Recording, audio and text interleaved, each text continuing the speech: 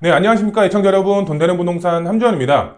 네, 오늘 시청자분들에게 대출 규제 관련해서 정보를 전달해 드리는 시간 갖도록 하겠습니다. 지금 현재 대출 규제로 인해서 집값도 하락이 되고 있고 그걸 맞춰서 거래량도 큰 폭으로 하락이 되고 있습니다. 많은 투자자분들 그리고 실거주로 집을 알아보시는 분들 상당히 고민이 많이 있으실 것으로 판단이 되고 있는데요. 그래서 오늘은 대출 규제 관련해서 현재 상황과 그걸 맞춰서 투자자분들은 어떻게 해결 방안을 모색을 해야 되는지 정답을 알려드리는 시간 갖도록 하겠습니다. 네, 그리고 본격적인 영상 시청에 앞서서 구독 버튼, 좋아요 버튼 꼭 눌러주시고요. 그리고 영상 시청하시면서 궁금하신 점에 대해서는 댓글 남겨주시면 제가 답글 남겨드리도록 하겠습니다.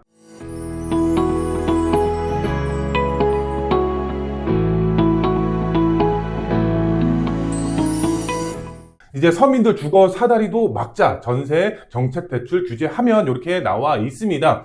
대출 규제함에 따라서 월세 급등 등 실소유자 피해 우려 차등 적용해야 된다. 이렇게 기사가 나와 있습니다. 지금 현재 부동산 상황 자체가 대출 규제로 인해서 많은 분들이 피해를 보고 있고 우려가 되고 있는 게 사실입니다. 왜 이런 현상이 나왔을까요? 지금 보시면은 실소유자들이죠. 지금 서민분들입니다. 서민분들의 피해가 정말 막심하다라고 보시면 되겠습니다. 그에 따라서 이 계약금이죠. 부동산 계약을 하고 나서 대출이 그만큼 나오지가 않았기 때문에 계약금을 날리는 사례도 발생이 되고 있다라고 합니다. 현재 실제 시장 안에서 이 같은 사례가 지금 발생이 되고 있다. 지금 영상을 시청하시는 시청자분들도 분명히 계약금을 날리신 분들도 있을 겁니다. 그걸 맞춰서 해답을 찾고 싶으신 분들이 이 영상을 시청하시는 분들도 분명히 있을 거고요. 아니면은 정말 대출 규제로 인해서 나는 어떻게 해야 되나 고민이 깊으신 분들 이 영상을 클릭하셨을 거라고 보고 있는데요. 오늘 제가 정확하게 해답을 드리는 시간 갖도록 할 텐데요. 지금 현재 정책이 발표가 됐죠. 그렇죠? 대출 규제, 어떤 대출 규제가 있는지는 제가 뒤에서 상세하게 설명을 해드릴 텐데요. 이런 대책이 발표가 되고 나서 그만큼 유예 기간을 줍니다. 언제 시행을 하겠다라는 이제 시행 날짜가 발표가 되기 전에 이 유예 기간을 주면서 일반 이제 서민분들이죠. 아니면 대출을 받아야 되는 분들, 아니면 여러 가지 정책에 맞춰서 유예 기간을 주면서 많은 분들이 알 수가 있게끔 기간을 줘야 됩니다. 그런데 이게 기간 없이 정말 단기간 안에 시행이 되면서 이 시장 안에서 엄청난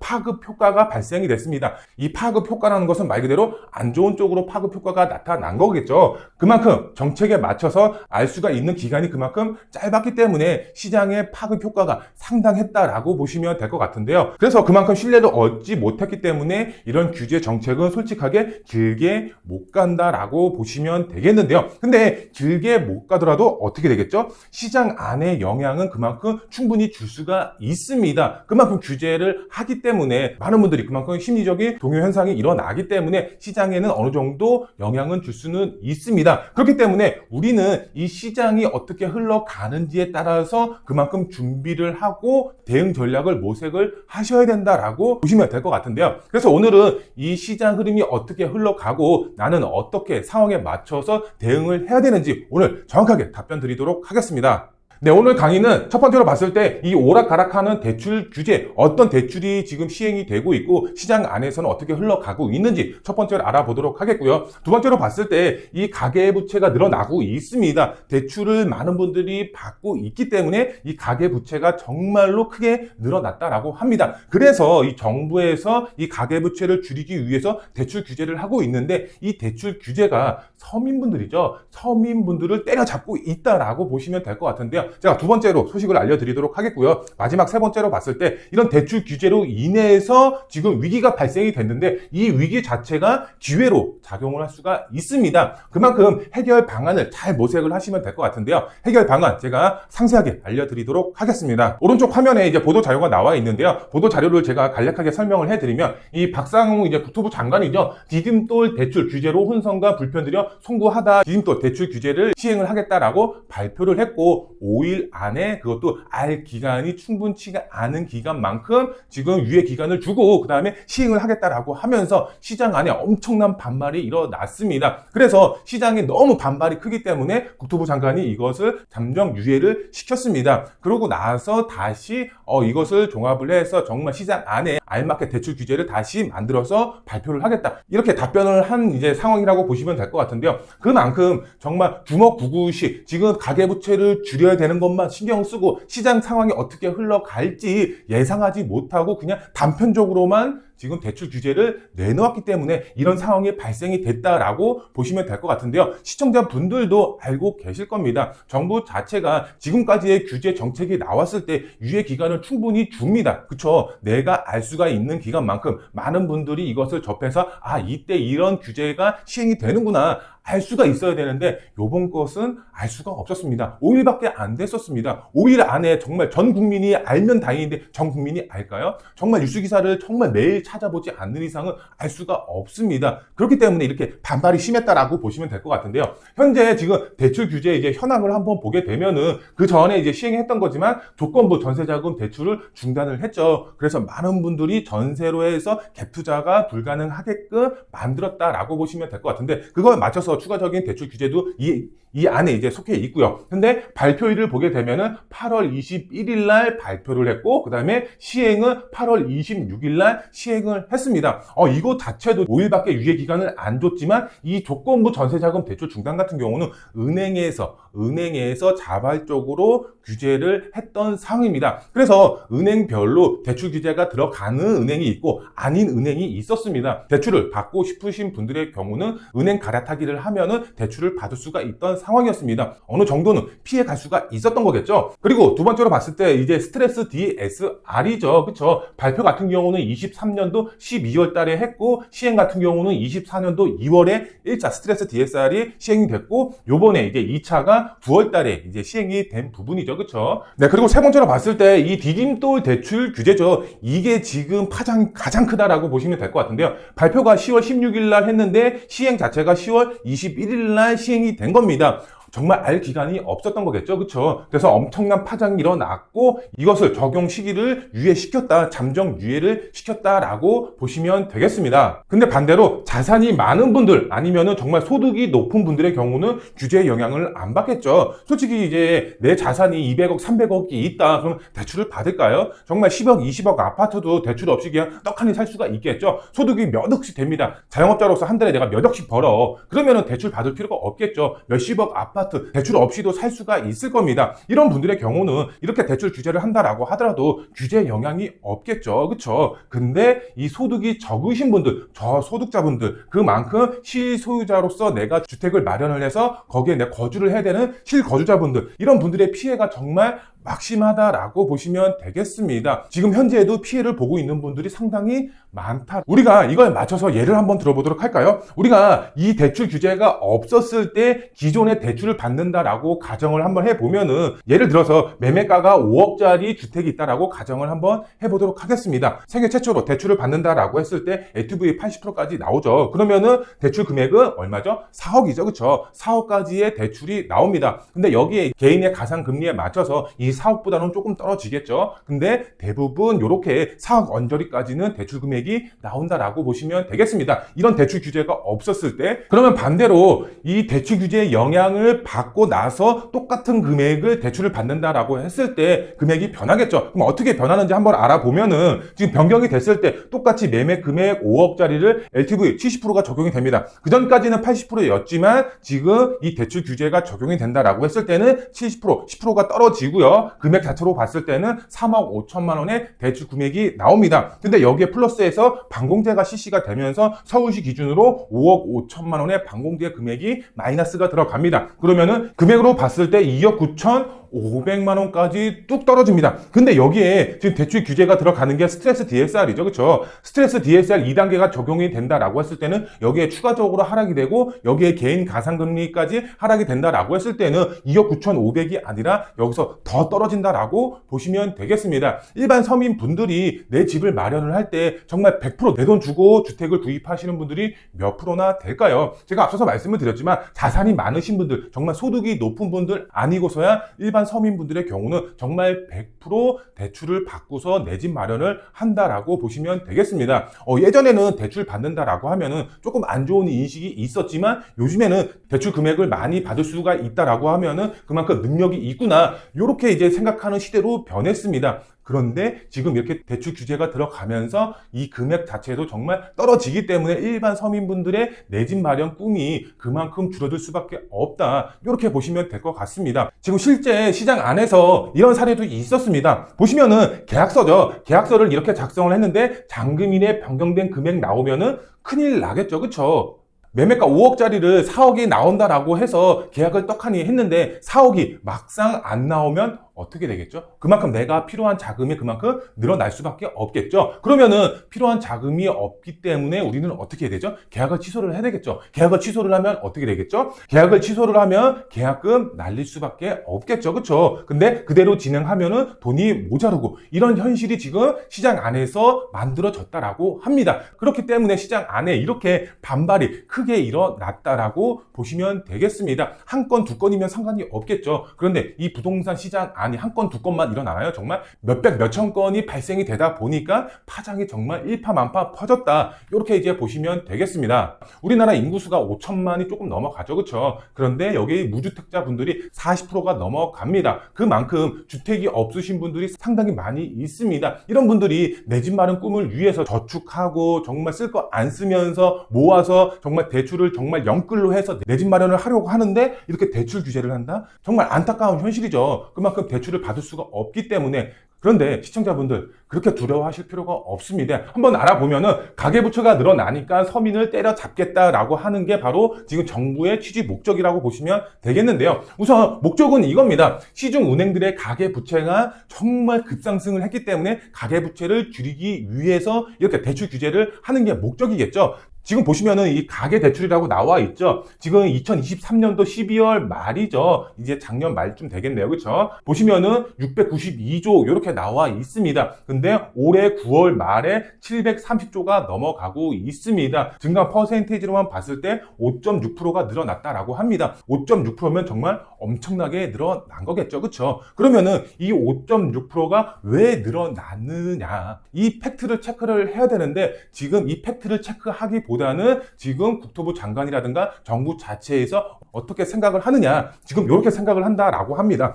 지금 6억 이하 주택이죠. 6억 이하의 주택을 대출을 받아서 구매를 하시는 분들이죠. 서민분들이 거주를 하고 있는 이 저가 주택을 때려잡겠다, 대출을 규제하겠다, 이렇게 지금 생각을 하고 있습니다. 왜 이렇게 생각을 하고 있느냐? 6억을 싹 다 마련할 수가 없겠죠. 현금으로. 그러면 대출을 받아서 이 주택에 구입을 하겠죠. 이 주택을. 그러면은 여기에 기존에 거주하고 있던 분들은 당연히 나와서 상급지로 갈아타기 하겠죠. 그렇죠? 그럼 상급지로 갈아타기 합니다. 이때 상급지로 갈아타기 할 때도 당연히 대출을 받겠죠. 그렇죠? 그러면 거의 한 10억대 이하로 지금 주택을 마련해서 상급지로 갈아타겠죠. 그러면은 여기에 또 10억 이하에 거주하고 있던 분들도 또 나가서 어떻게 하겠죠? 당연히 상급지로 또 갈아타기를 하면서 또 대출을 받겠죠. 그러면은 약 20억 이하의 주택으로 갈아타기를 하겠죠. 그렇죠? 그러면 계속해서 갈아타기 하면서 대출이 늘어나면서 이 가계부채가 늘어났다. 정부는 이렇게 생각을 하고 있는 겁니다.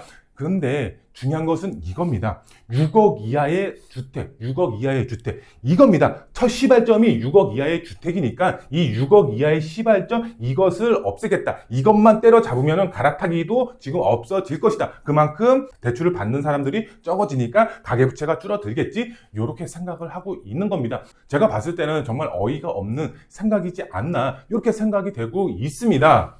정부 자체에서는 지금 이렇게 생각을 해야 됩니다. 어떤 생각을 했느냐? 지금 현재 서울 평균 아파트 가격이 얼마인가요? 지금 11억대입니다. 11억대에서 지금 12억 가까이 지금 가고 있습니다. 그만큼 아파트 가격, 중위권 가격, 아파트의 가격이 상당히 높게 형성이 되어 있습니다. 그런데 과거 10년 전이죠. 과거 10년 전의 중위권 평균 아파트 가격이 얼마였느냐? 바로 5억에서 6억대의 아파트 가격이 형성이 되어 있었습니다. 많은 분들 잘 알고 계셨을 겁니다. 근데 이 10년 전에 아파트 5억, 6억도 높다라고 했었습니다. 근데 지금은 11억이 넘어가고 있습니다. 상당히 높죠. 그쵸? 그런데 만약에 예를 들어서 이 11억과 그 다음에 5억, 6억짜리 이것을 대출을 받는다라고 가정을 한번 해보도록 하겠습니다. 동일하게 LTV 50% 정도 받는다라고 가정을 하면은 이 금액 자체가 틀리다라고 보시면 되겠습니다. 가계부채가 늘어나는 퍼센테이지, 금액 자체가 틀리죠. 그쵸? 50%만 받아도 11억 1억에 50%면 얼마인가요? 5억 5천인가요? 5억 5천이 늘어나는 거고 지금 5억 받는다라고 하면 2억 5천이 늘어나는 겁니다. 가계부채가 늘어나는 한도 자체가 틀린 겁니다.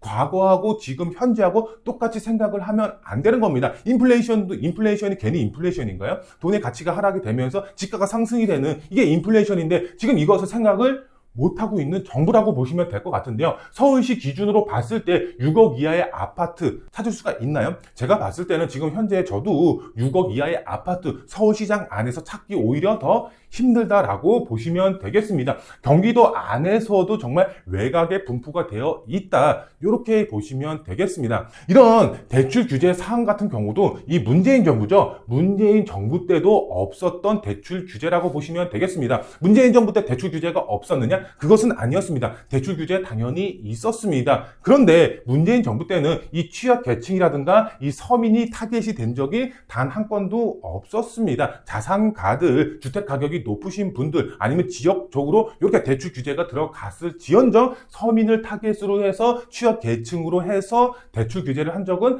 단 한 번도 없었다. 지금 현 정책이죠. 대출 규제 잘못하면 엄청난 파장이 일어난다라고 보시면 되겠습니다. 지금 우리나라 기준으로 봤을 때 자산가가 많을까요? 일반 서민분들이 많을까요? 제가 봤을 때는 일반 서민분들이 훨씬 더 많습니다. 소득 기준으로 따진다라고 했을 때요. 근데 이 소득 기준으로 따진다라고 했을 때 6억 이하의 아파트 20대에서 60대, 70대 다양한 분들의 인구수만 따진다라고 했을 때 엄청난 파장 효과가 일어나지 않을까요? 제가 봤을 때는 추가적으로 검토를 해서 다시 발표를 한다라고 했죠. 이게 정말 제대로 된 규제 사항이 아니다? 그러면은 정말 엄청난 파장이 일어나면서 정신생명이 위태롭지 않을까 이런 생각까지 들 정도로 파장이 굉장히 클 것으로 보여지고 있습니다. 그러면은 지금까지만 보더라도 대출 규제로 인해서 정말 심각해지겠네? 부동산 어떻게 되는 거야? 망하는 거 아니야? 이렇게 생각하실 수도 있겠죠? 시청자분들, 근데 걱정하실 필요가 없습니다. 우리는 과거부터 지금 현재까지 부동산 시장이 흘러간 흐름이 있습니다. 지금 과거에 나온 보도 자료를 한번 보도록 하면은 지금 2021년도 10월 달에 나온 이제 보도 자료 머릿말이라고 보시면 될 것 같은데요. 지금 보시면은 관리 강화, 개인 대출 한도 확 줄어든다 이렇게 나와 있습니다. 21년도 10월 달에 나왔습니다. 이게 뭔가요? 연말이죠. 연말에는 대출을 쪼이기 위해서 규제 사항을 내놓는 겁니다. 왜 그럴까요? 우리가 한도라는 게 있습니다. 우리나라의 가계부채의 총 한도, 용량이라고 할까요? 이 용량이 있습니다. 많은 분들이 대출을 받으면은 이 용량이 조금씩 차면서 이 한도 자체가 별로 없어지게 되겠죠. 그렇죠? 그러면은 이 정부 자체에서는 이 용량이 거의 꽉 찼기 때문에 대출을 받지 못하게끔 규제를 할 수밖에 없는 거겠죠. 용량이 초과를 하면 안 되니까. 그래서 연말에는 규제를 하고 연초에는 완화를 한다라고 보시면 되겠는데요.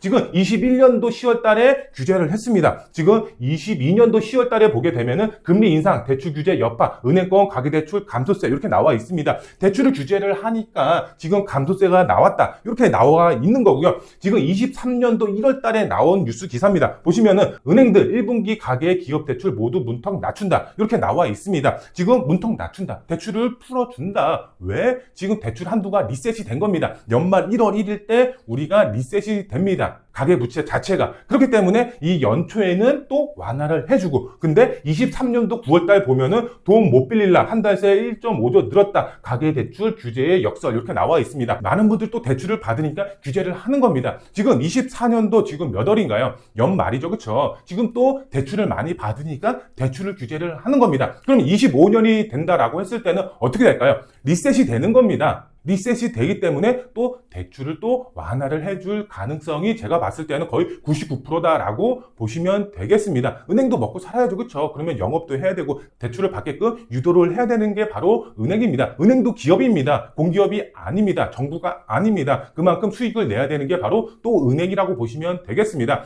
그만큼 연초가 되면은 완화를 한다. 시청자분들 걱정하실 필요가 없습니다. 제가 앞서서 처음에 인트로 때 말씀을 드렸죠. 이런 오락가락하는 규제 사항은 오래가지 못한다. 이렇게 말씀을 드렸습니다. 그러면 제가 마지막으로 대응 방안 어떻게 해결을 해야 되는지 말씀을 드리도록 하겠습니다.